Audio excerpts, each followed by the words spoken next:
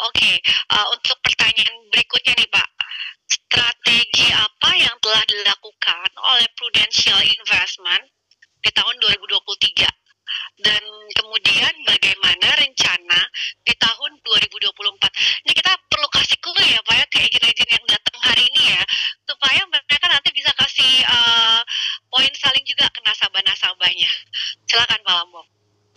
Iya, jadi memang di 2023 ini adalah tahun di mana JK yang baru ya Ibu ya.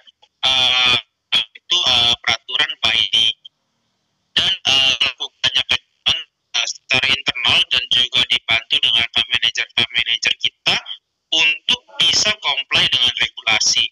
Nah, so far dari yang kita kerjakan, kita sudah cukup adaptif ya untuk meyakinkan nasabah bahwasanya produk-produk kita ini sudah comply dengan peraturan-peraturan yang ada. Dan ini menyebabkan kondisinya juga lebih baik ya. Pertama, kita sudah di 2023 kita melakukan perpindahan dari pembelian third party produk atau mutual fund ke dalam metode direct investment atau KPD ya. Nah, bedanya apa sih? Kalau KPD ini kan itu kita lebih bisa monitoringnya lebih terjamin dan juga kita bisa lebih melihat secara langsung ya, karena produk ini langsung ada di bukunya kita, bukan di bukunya manajer investasi lagi. Mungkin itu salah satu impact terbesar daripada regulasi. On top of that, kita juga melakukan refreshment gitu ya daripada pemilihan investment manager kita. Nah, kalau misalnya dari dulu sebelum 2023 kita hanya punya satu fund manager yaitu Spring gitu ya. Nah, kedepannya dan kita mulai dari 23 kita sudah memulai onboarding manajemen dengan fund manager lain. Ada di 3 fund ya. Yang pertama di REF, di SEF dan di REF Plus gitu ya. Dimana kalau Bapak Ibu lihat di sini manajer investasinya ini sudah kita diversifikasikan. Untuk fund terbesar kita itu adalah REF, kita dibantu Schroder sekarang. Untuk SEF kita juga ada dibantu dengan Batavia dan juga REF Plus juga kita dibantu oleh Batavia gitu ya. Jadi dengan fund manager yang lebih terdiversifikasi, kita yakin ya tiap-tiap fund manager ini memiliki motivasi untuk always to be the best ya in terms of the performance, sehingga dengan diversifikasi yang lebih memadai, kinerja daripada fund kita diekspektasikan akan lebih baik dibandingkan jika terkonsentrasi di satu fund manager. Nah, hal ini kalau kita lihat di figur kanan, ini sudah mulai kelihatan ya dari sisi rankingnya, di mana fund-fund kita itu ada di second quartile atau di first quartile ya, di ranking dari ada beberapa pilihannya gitu ya. Jadi overall sih kita sudah banyak. Ini rankingnya boleh dijelaskan Pak, ini dibandingkan apa? Dibandingkan peers ya Pak ya? Betul. Ini ada ranking singkat ya dengan peers daripada insurance lainnya. Kita kan ada monitoringnya itu ya, Ibu Monci ya, dimana kita monitor against other peers yang size-nya juga sama dan kita rasa juga menjadi salah satu pilihan di luar sana. Nah, ini kalau kita melihat ini kita punya scoring untuk rupiah equity fund, rupiah managed fund, itu cukup baik ya. Misalnya nih, kalau untuk yang balance fund gitu ya, managed fund kita ada di ranking 1 loh, dibandingkan dengan 6 pilihan lainnya gitu ya. Untuk equity fund kita ada di kuartil 2 di ranking 3 gitu ya. Jadi memang dengan adanya refreshment di pemilihan fund manager yang lebih terdiversifikasi, kita mulai lihat terdapat benefit-benefit positif ya di rankingnya juga relatif to peers ya. Itu sih Bu penjelasannya. Oke, jadi itu strategi 2023 ya Pak ya. Kalau strategi 2024 gimana Pak? Nah, itu juga ya, mungkin ini kita kasih kisi-kisi ya Ibu Monci ya. Jadi balik lagi, kita ingin selalu memberikan kenyamanan investasi dan juga pilihan yang lebih banyak ya untuk nasabah. Jadi kalau kita lihat kisi-kisinya untuk 2024, nah kita ini mau menerbitkan fund baru ya Bu ya. Nah, fund baru ini kita cukup spesial sih. Jadi kayak saya rasa ya kalau saya lihat market intelligence-nya ketika setelah adanya PID ini merupakan fund pertama nih setelah PID yang akan diluncurkan di insurance dan kita akan yang jadi paling inovatif di sana gitu ya. Nah, fund-nya apa? Tentu saja ini ada fund manager baru lagi gitu ya. Jadi kita akan onboarding fund manager baru yang ternama gitu ya. Tapi unfortunately masih rahasia ya Bu Monci dan teman-teman ya. Tapi saya bisa yakinkan they are one of the best and the biggest gitu ya, yang akan kita coba memberikan mandat balance income fund ya, dan juga balance income fund plus. Nah, balik lagi, apakah fund ini cukup baik untuk nasabah? Coba dicek ini ya Bapak Ibu ya, risk profile-nya gitu ya. Jadi kalau dilihat juga di slide ini ada di perbatasan antara konservatif dan moderat, dan juga di moderat ya, untuk rencana fund baru dengan manajer investasi yang baru di 2024 ya. Oke, terima kasih Pak Lambok udah buka-bukaan nih ke kita, bahkan sebelum 2024 agency yang join di sesi kali ini sudah dikasih clue ya apa aja tiga nama tim investment di 2023 dan surprise-nya di 2024. Oke, dan kemudian ada pertanyaan nih terkait dengan biaya Pak Lambok. Biaya manajer investasi yang ada di fund fact atau kinerja bulanan. Nah, itu kalau kita lihat Pak Lambok ya, itu ada biaya manajer investasi sekitar 1,75%, ada yang 1,5% gitu ya.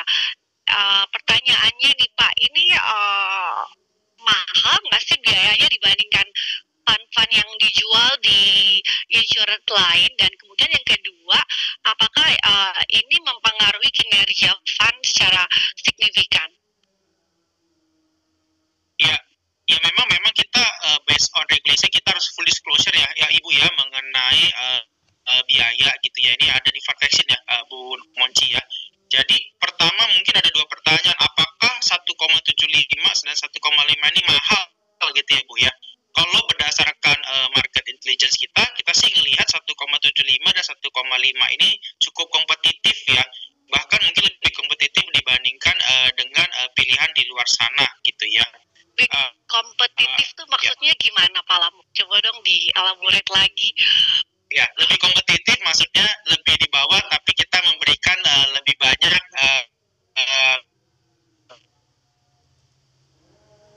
Oke, termasuk yang ini ya Pak, yang murah dibandingkan yang lain ya Pak ya? Salah satu ya? Ya cukup kompetitif Bu kalau untuk di situ ya. Dan juga dari sisi disclosure sendiri ini sih lebih ke arah level maksimum yang kita jelaskan. Tapi memang balik lagi ya, dalam pengelolaan dana dan juga kan ini kita juga untuk insurance ya, itu kan pasti no freelance gitu ya. Nah memang akan diproporsionalkan untuk membayar ke OJK, membayar ke custody, membayar ke timnya Pak Aswin juga gitu ya, untuk investment manager gitu ya. Nah ini dan ini tentu saja itu menjadi proporsional gitu ya pengelolaannya gitu. Namun perlakuan biaya ini cuma ada di prudensial atau berlaku di semua jenis fund, subdana atau reksadana, bahkan ini sama atau enggak sih Pak treatmentnya?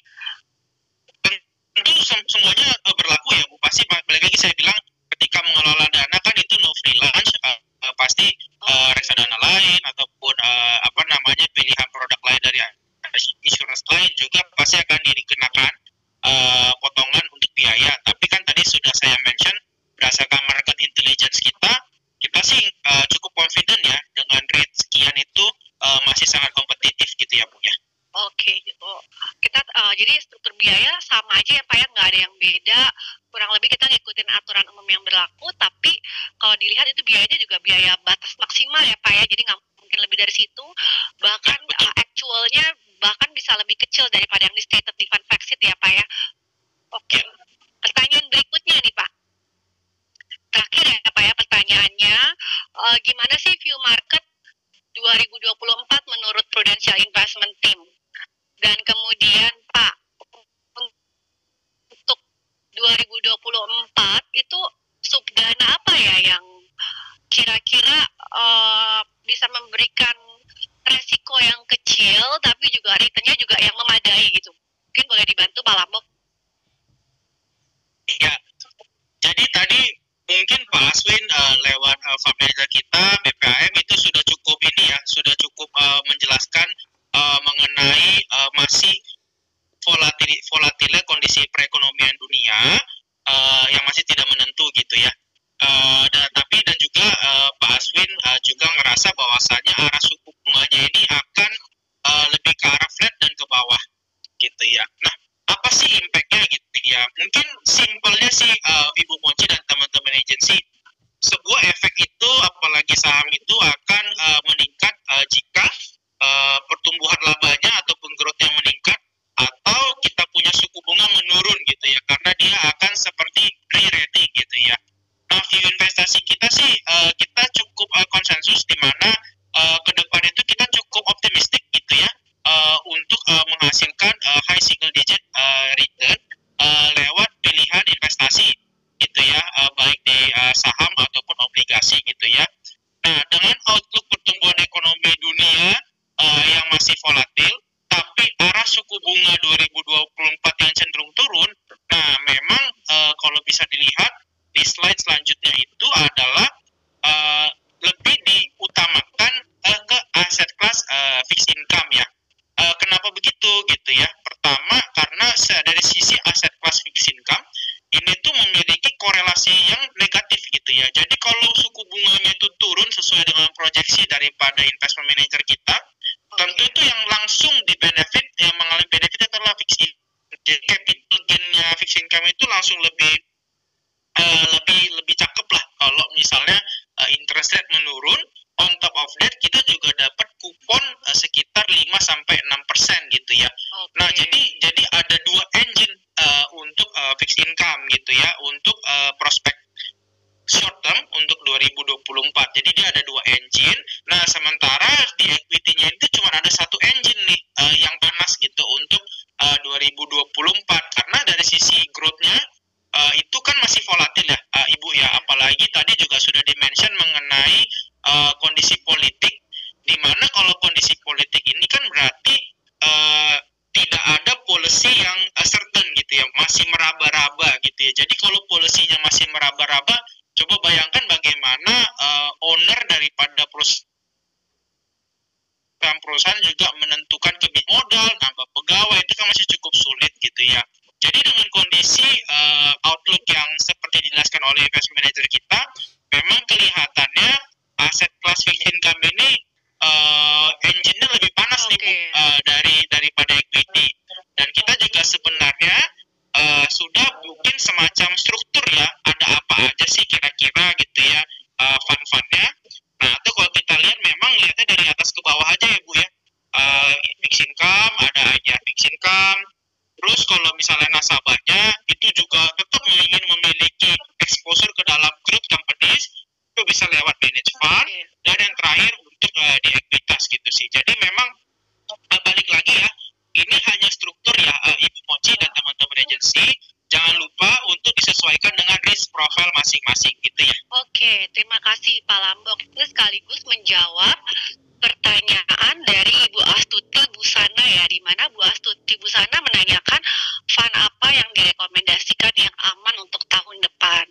Kalau boleh saya ulang dari Pak Lambok, Bapak Ibu, pastinya disesuaikan dengan resiko profil nasabah.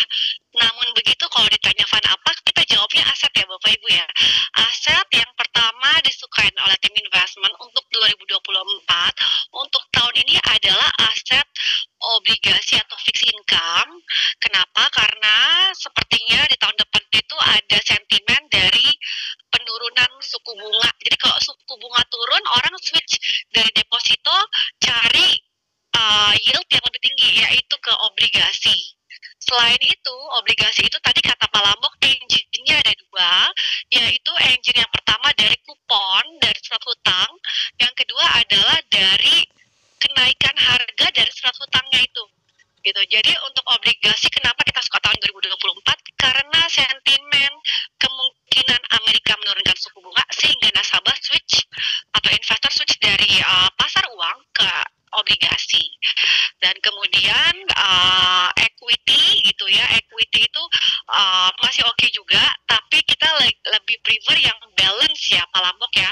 Kalaupun nasabah-nasabah dengan profil resiko yang agresif gitu ya, kalau mau equity boleh banget Bapak Ibu, tapi dipantau terus menerus karena equity itu volatility-nya juga akan tinggi juga tahun depan. Kalau Bapak Ibu nggak mau terlalu pantau, maka Bapak Ibu bisa pilih fund campuran seperti yang ada di manage fund maupun manage fund plus. Jadi dia ada equity-nya maupun ada obligasinya. Tapi kalau misalnya Bapak Ibu mau, aku mau diversifikasi nih, aku pengennya fixed income plus equity fund gitu ya, atau equity fund plus, nah itu boleh. Jadi Bapak Ibu mau atur sendiri, aku pengen fixed income-nya 70%, terus equity-nya atau equity fund plus-nya sekitar 30% atau 40%, itu juga boleh. Jadi kami sarankan kalaupun Bapak Ibu mau equity, dicampur juga dengan fixed income, karena outlook tahun 2024 ekonomi pertumbuhannya moderat gitu ya, cenderung turun, tapi suku bunga turun akan memberikan sentimen positif. Jadi mau cerita ulang-ulang terus ya Pak Lambok, Pak Aswin ya, karena ini penting banget buat Bapak Ibu agent. Jadi ini sebenarnya adalah tujuan utama juga supaya Bapak Ibu tuh punya arah di tahun 2024. Tadi kalau kita lihat slide yang tadi, itu penempatan di equity itu 63% dari 49 triliun. Yuk Bapak Ibu, yuk melek yuk bahwa untuk 2024 kalau Bapak Ibu tanya kami ya tim investment, kita suka fixed income, kemudian turunannya kita suka campuran, yang mana itu ada di fund manage fund. Ya, itu adalah fund yang isinya equity maupun obligasi. Tapi kalau Bapak Ibu mau pilih fund equity juga boleh dicampur dengan fund fixed income. Jadi equity-nya ada, tapi tetap fixed income-nya ada ya Bapak Ibu ya. Supaya kita mengukur resiko, tapi juga memaksimalkan return. Gitu. Oke, Bapak Ibu, kita lanjut ke slide berikutnya. I think sudah selesai ya. Oke, ini terakhir adalah update dari investment communication ya. Ini kita mau update ya Bapak Ibu ya. Jadi dari investment communication kita ada fund fact sheet, yang mana fund fact sheet itu sebelah kiri bawah contohnya. Bapak Ibu bisa download setiap bulan di prudential.co.id. Nah, fund fact sheet itu atau laporan kinerja bulanan itu launchingnya setiap tanggal 12 hari kerja setelah lewat bulan. Jadi contoh kalau yang November itu akan launching 12 hari kerja setelah lewat bulan. Jadi kisaran-kisaran harusnya launchingnya hari ini atau besok ya Bapak Ibu ya. Jadi kita bukan lagging, kita nggak bisa nih misalnya cut off November langsung launching fund fact sheet-nya besok. Karena ada 28 fund, ada 49 triliun Bapak Ibu. Dan informasi yang ada di fund fact sheet itu banyak banget. Alokasinya apa aja, sektornya apa aja, kenaikannya berapa persen setiap bulan, per tahun, year to date. Jadi kita nggak bisa langsung launching H+1 atau H+5. Launchingnya itu adalah H+12. Semoga Bapak Ibu ini menjawab. Dan yang kedua, kita ada fund talking point. Itu Bapak Ibu bisa lihat di yang gambar paling kanan bawah. Dan fund talking point ini di-share di WhatsApp grup Prudential Agency Info. Jadi kadang-kadang ini kan suka nanya ya, Mon ini kenapa ya fundnya naik atau kenapa ya fundnya turun? Saya mau jelasin nih ke nasabah saya. Nah, Bapak Ibu bisa download FTP ini, nanti di-share di Prudential Agency Info WhatsApp. Dan yang ketiga, kita itu ada wealth commentary. Wealth commentary itu apa? Wealth commentary itu adalah informasi tambahan ya terkait dengan sentimen-sentimen yang lagi mempengaruhi market ya. Kayak kemarin Moncita bahas terkait dengan suku bunga atau narasi higher for longer. Kalau Bapak Ibu rajin baca, di situ ada dan itu mempengaruhi ke depannya. Nah, di wealth commentary itu di halaman itu ada fund performance review dibandingkan peers. Jadi kalau misalnya Bapak Ibu lihat, ini kok NAV-nya return-nya dibandingkan benchmark kadang jauh banget di atas, kadang jauh banget di bawah. Tapi sekali lagi KPI-nya Pak Lambok ini tiap bulan ini disidang sama investment committee. Selain versus benchmark, tapi versus peers gimana? Versus insurance lain gimana dengan jenis aset yang sama? Apakah cukup oke atau kita tuh di ranking bawah? Kalau ranking bawah itu Pak Lambok udah siap-siap nih di sidang ya Bapak Ibu. Tapi syukurnya di tahun 2023 kita ada progres yang tadi Pak Lambok udah jelaskan bahwa kita ada di kuartil 1, kuartil 2. Tapi kita bukan mau bilang Prudential ini juara 1 atau selalu yang terbaik, enggak ya Bapak Ibu ya. Tapi secara return gitu dengan kondisi market yang saat ini, kita ini kompetitif dibandingkan fund-fund yang lainnya. Jadi semoga penjelasan ini bisa menjawab dan menjadi ilmu tambahan untuk Bapak Ibu agensi untuk nasabah-nasabah. Nah ini sebelum saya tutup ya Bapak Ibu ya, ini ada 1-2 pertanyaan dari Bapak Ibu agensi yang sebagian udah kita jawab ya. Sebentar saya cek dulu pertanyaannya. Oke, ini ada pertanyaan dari terkait market ya Bapak Ibu ya. Nih ada pertanyaan terkait dengan mohon isu marak pneumonia yang baru muncul ya di Cina. Itu kan lagi naik. Apakah mempengaruhi pertumbuhan ekonomi Cina dan sekitarnya? Pertanyaan dari Bapak Ibu Nanada. Ini mungkin boleh dibantu oleh Pak Aswin ya Pak. Pak, kalau tadi kan Pak Aswin bilang kan pandemi udah selesai ya Pak ya. Kita sekarang udah buka masker, tapi ini ada berita lagi isu marak pneumonia di Cina. Itu ngaruh nggak sih Pak signifikan ke ekonomi Cina untuk saat ini ya? Sentimen itu kira-kira ngaruh nggak ya Pak Aswin ya? Ya, terima kasih Bu Moci. Jadi kalau ini mengenai pneumonia yang baru ya di Cina, jadi kalau dilihat ini kita sempat tanya juga ya dengan beberapa dokter yang biasa kejadian dengan suatu pandemi yang sudah ditinggalkan itu memang seperti ini gitu, akan ada beberapa penyakit yang bermunculan gitu. Kenapa demikian gitu? Karena kita pada waktu masa pandemi itu benar-benar extremely very careful ya, jadi kita tuh tidak terekspos sama sekali terhadap bakteri-bakteri ataupun virus-virus yang lain gitu ya, tidak seperti pada masa-masa sebelumnya yang mana mungkin kita ya kemana-mana nggak pakai masker, nggak pakai ini, terus tiba-tiba kita tutup terus gitu ya. Nah, itu akan mempengaruhi daya tahan tubuh kita ya. Jadi daya tahan tubuh kita itu akan sedikit drop. Nah, kalau kita dari pertanyaan ke beberapa dokter, sebenarnya ini virusnya adalah virus-virus yang sebelum-sebelumnya itu memang sudah ada gitu, dan kita udah pernah ada yang divaksin atau diperkuat gitu ya daya tahan tubuhnya untuk menghadapi virus ini.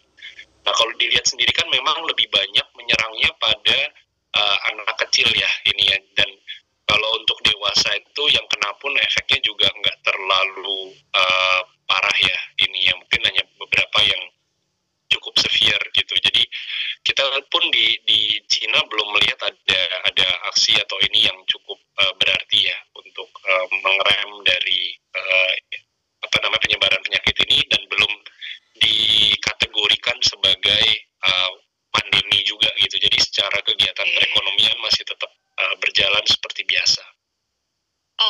Oke, thank you Pak. Jadi so far Bapak Ibu ini beritanya sentimennya belum tidak terlalu mempengaruhi karena kita udah lewat yang the worst ya, dan mudah-mudahan jangan ada lagi ya Bapak Ibu.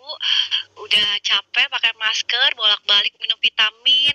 Kita doakan semoga pneumonia yang ada ini cepat langsung teredam ya dengan adanya fasilitas kesehatan yang jauh lebih memadai. Thank you ya Pak Aswin ya untuk jawabannya. Ini ada pertanyaan lagi Pak Sugiono ya, hanya 18 PAN atau subdana yang konvensional ya. Ada sebenarnya sih ada 20 ya Pak, tapi memang yang 2 itu kita nggak put karena itu di Bangka, sementara ini sesinya agent. So far Pak Sugiono ini ada 20 fund atau subdana yang konvensional ya Pak Sugiono ya. Terus kemudian mohon Pro Equity Fund Plus gitu ya.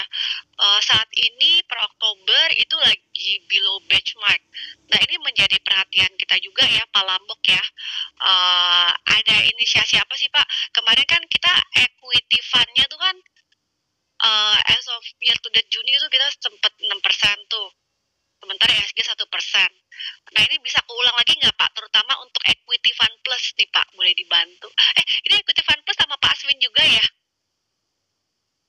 Boleh deh nih duet nih Pak Lambok sama Pak Aswin, bantuin Moncita dong ini equity fund plus gimana supaya 2024 bisa perform very well gitu ya. Ini pesan sponsor nih Pak Lambok, Pak Aswin ya. Boleh dibantu mungkin dari Pak Lambok dulu, habis itu Pak Aswin ya. Strategi apa ke depannya supaya kita untuk yang equity fund plus bisa kayak equity fund ya, bisa di atas benchmark, boleh? Ya, terima kasih Bu Monci, terima kasih atas pertanyaannya. Ya, jadi basically untuk equity fund plus gitu ya untuk 2024 mungkin strategi investasinya itu kita akan lebih melihat tadi ya abundant investment income ya. Jadi kita akan mencari perusahaan-perusahaan yang memang bisa memberikan lebih banyak certainty dari dividen gitu ya. Karena kita ngerasa di 2024 certainty tadi merupakan nilai plus ya untuk ref plus gitu fund kita gitu ya.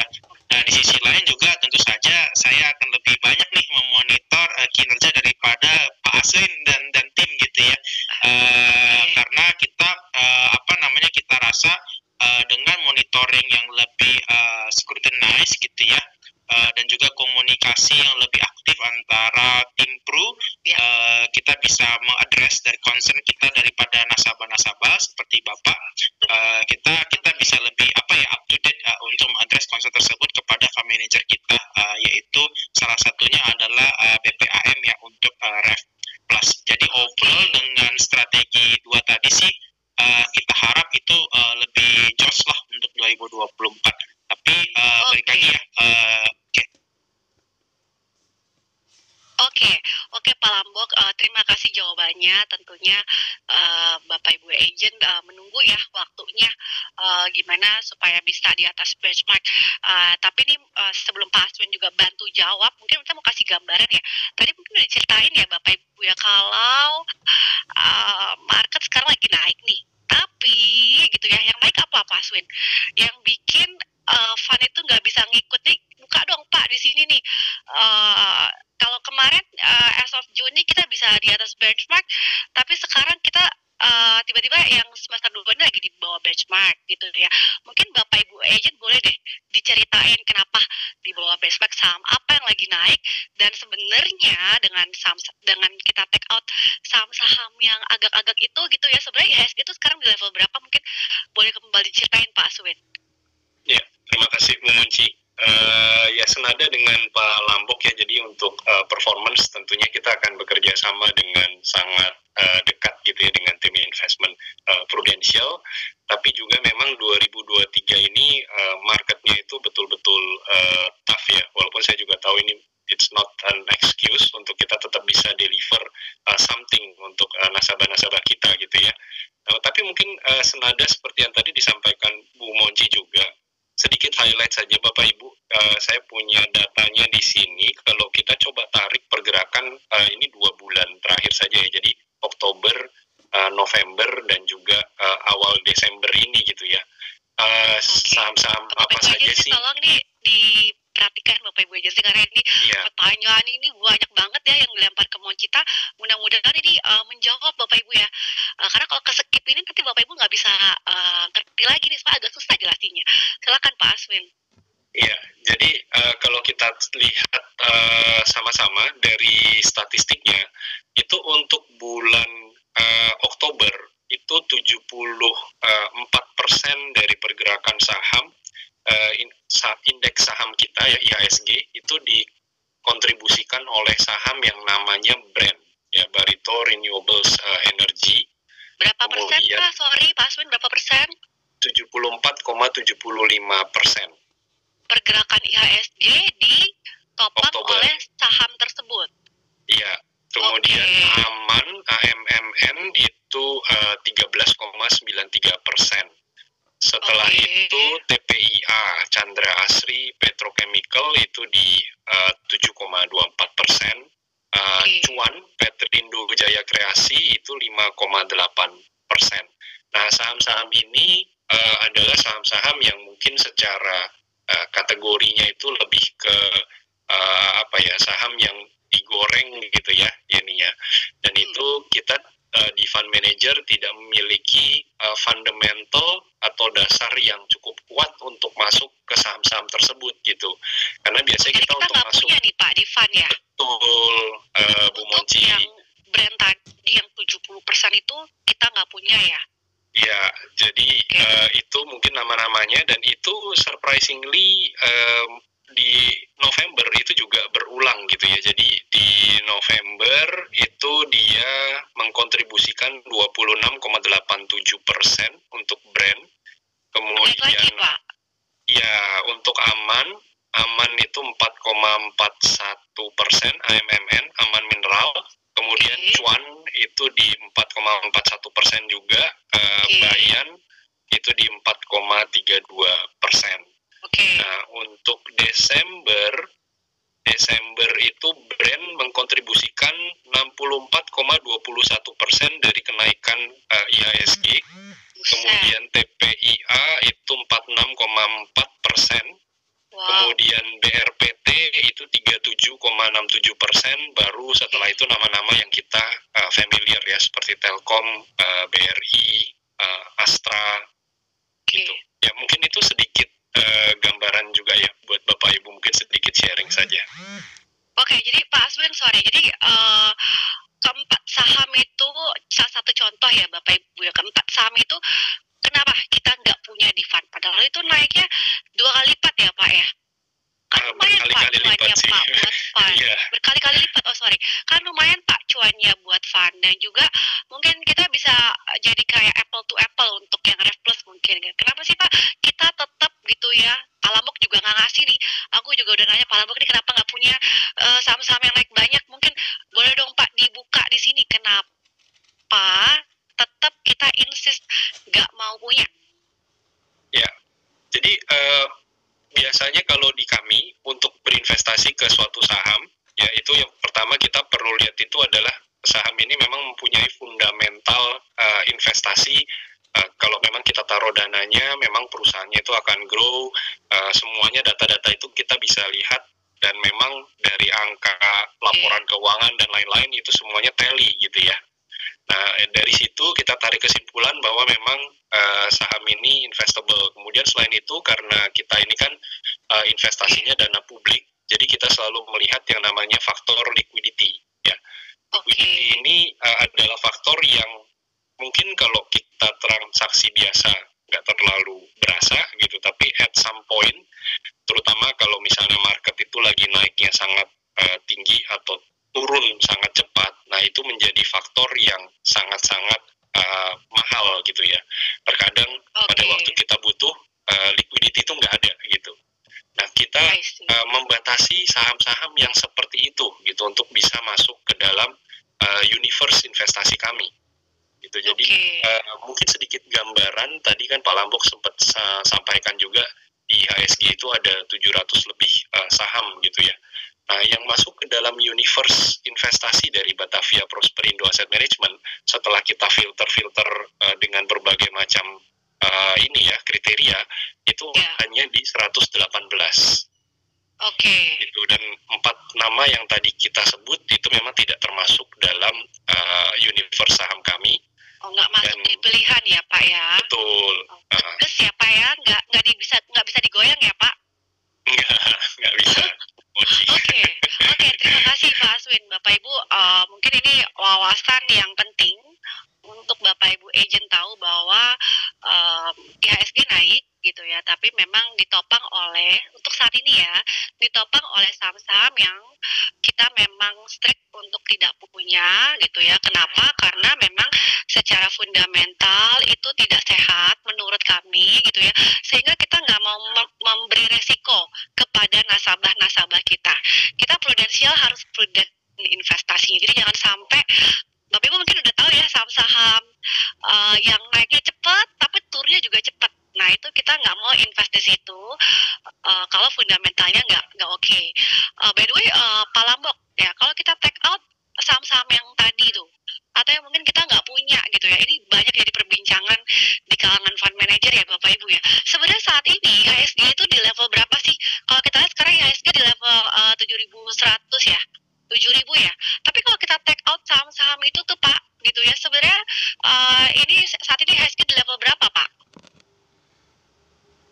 Ya, ya, ya mungkin apa namanya, kalau melihat dari kondisi sekarang, memang IHSG itu naik, tapi banyak dari saham-saham yang fundamentalnya itu kurang baik dan valuasinya kurang baik ya, seperti yang tadi ya. Mungkin kita bisa pakai common sense saja sebenarnya, Ibu Mochi gitu ya.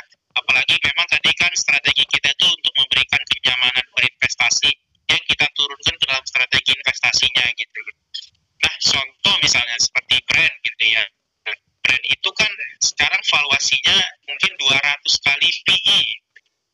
Jadi kita coba pakai common sense dulu ya. Apa sih arti 200 kali PE tersebut gitu ya. Dengan asumsi labanya tidak bertambah, berarti kita bisa mendapatkan modal kita kembali itu sekitar 200 tahun Ibu. Itu lebih panjang daripada masa proteksi kali Ibu ya. Itu cuma 20 tahun. 200 tahun untuk... Pak, waduh. Gak mau ya, jadi saya.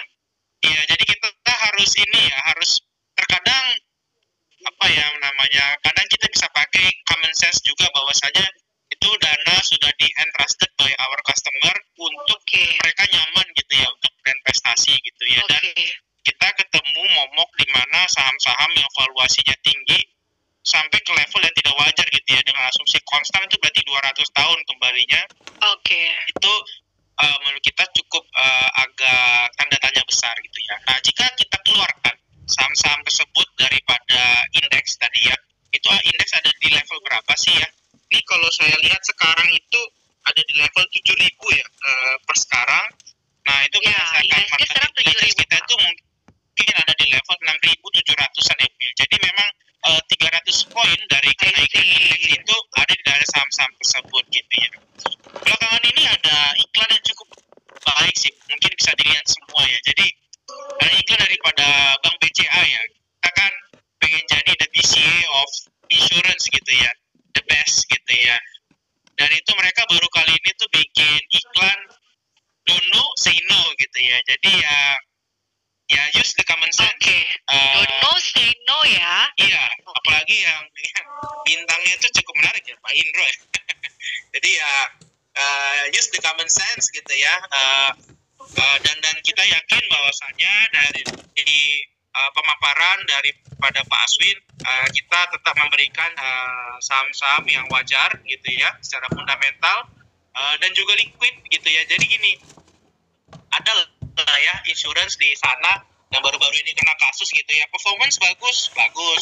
Apakah bisa di-redeem? Ya perlu waktu gitu ya. Apalagi saham-saham yang tidak jelas jangan gitu ya. Terjadi di sini ya Pak ya. Iya, jangan sampai kejadian di sini ya. Ya jadi ya balik lagi ya, we are prudence dan itu yang kenyamanan investasi itu juga yang menjadi kunci ataupun pedoman kita ya, Bu Mochi ya. Terima kasih Pak Lambok. Semoga ini menjawab pertanyaan dari Bapak Ibu. Ini mau kita open ya pertanyaan-pertanyaan yang galak-galak nih, biar Pak Lambok sama Pak Aswin jawab nih, mumpung ditemenin. Tapi ini sudah di penghujung sesi Bapak Ibu. Sekali lagi, jadi kalau dari investment team ini juga berlaku banyak di fund manager ya Bapak Ibu ya, bahwa investasi itu dua ya, tidak hanya mengejar return tapi bagaimana memanage resiko, sehingga setiap aset yang kita pilih memang benar-benar hati-hati, dan karena ini prudential kita harus benar-benar prudent dalam berinvestasi. Pesan yang kedua berikutnya adalah Bapak Ibu boleh cek lagi kembali komposisi atau penempatan nasabah, apakah kira-kira aset yang dipilih atau fund atau dana yang dipilih itu sesuai dengan outlook di tahun 2024. Sekali lagi, bukan hanya untuk mengejar return, tetapi bagaimana memanage risiko. Dan semoga sesi kali ini memberikan pengetahuan ya yang komprehensif kepada Bapak Ibu agent. Dan kalau Bapak Ibu agent suka, kita akan lakukan lagi di sesi berikutnya.